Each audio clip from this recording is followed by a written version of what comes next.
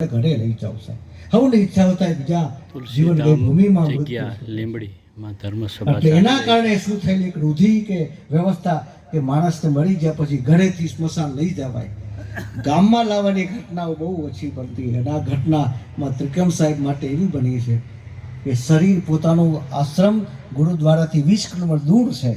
ઈચ્છા હતી કે મારી સમાધિ મારા ગુરુને પાસે જો આપવામાં આવે સાહેબ અને પોતાના શિષ્ય વૃંદને કહ્યું છે અને શરીર તિકમ સાહેબનું છૂટે છે ત્યારે શિષ્યો ભેગા મળી ધૂન કીર્તન કરતા કરતા ત્રિકમ સાહેબના શરીરને અહીંયા ગુરુની સમાધિ આપવા લઈ આવે છે. ગામ જગ્યા આવી છે, ગામમાંથી ત્યાં જવું પડે, ગામ વચ્ચે જગ્યા.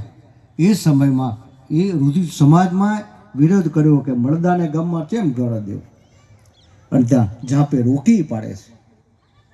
આવેલા 5-25 સાધુ શું કરે, એક સાધુ ચાલીને જગ્યામાં જાય છે ત્યારે ગંગ સાહેબ મારા ગાદી પર હોય છે.